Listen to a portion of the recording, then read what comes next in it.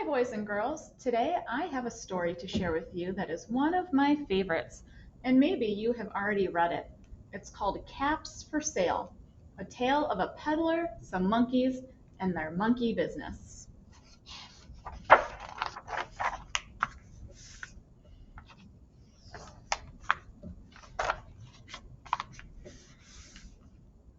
Once there was a peddler who sold caps, but he was not like an ordinary peddler, carrying his wares on his back. He carried them on top of his head. First, he had on his own checked cap, then a bunch of gray caps, then a bunch of brown caps, then a bunch of blue caps, and on the very top, a bunch of red caps. He walked up and down the streets, holding himself very straight so as not to upset his caps. As he went along, he called, "Caps, caps for sale, 50 cents a cap." One morning, he couldn't sell any caps. He walked up the street and he walked down the street calling, "Caps, caps for sale, 50 cents a cap." But nobody wanted any caps that morning. Nobody wanted even a red cap. He began to feel very hungry, but he had no money for lunch.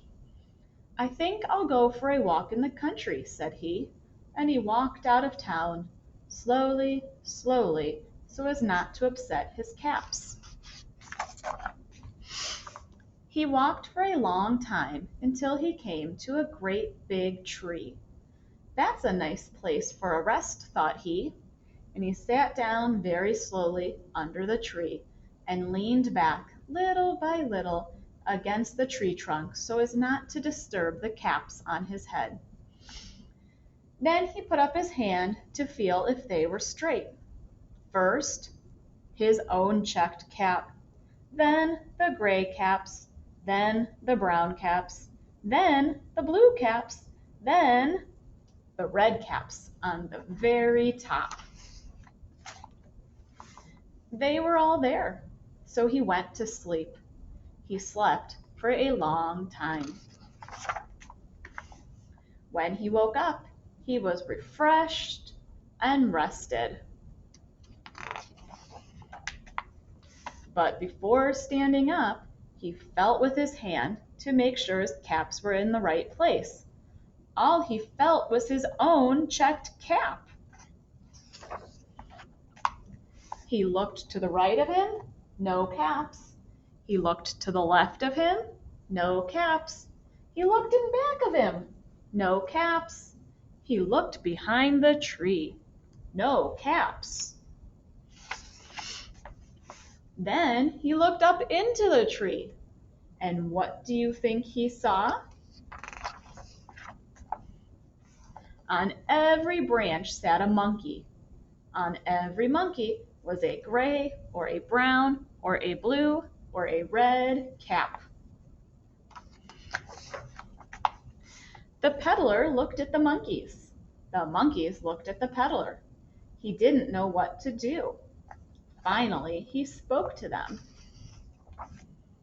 "You monkeys, you," he said, shaking a finger at them, "you give me back my caps." But the monkeys only shook their fingers back at him and said, "Tss, tss, tss." This made the peddler angry. So he shook both hands at them and said, "You monkeys, you give me back my caps." But the monkeys only shook both their hands back at him and said, "Tss, tss, tss." Now he felt quite angry. He stamped his foot and he said, "You monkeys, you better give me back my caps." But the monkeys only stamped their feet back at him and said, "Tss, tss, tss." By this time, the peddler was really very, very angry. He stamped both his feet and shouted, "You monkeys, you must give me back my caps." But the monkeys only stamped both their feet back at him and said, "Tss, tss, tss." At last he became so angry that he pulled off his own cap and threw it on the ground.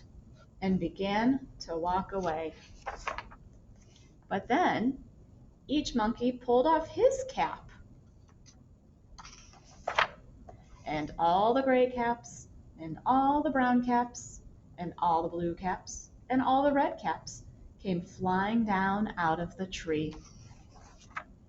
So the peddler picked up his caps and put them back on his head. First his own checked cap, then the gray caps, then the brown caps, then the blue caps, then the red caps on the very top. And slowly, slowly, he walked back to town calling, "Caps, caps for sale, 50 cents a cap."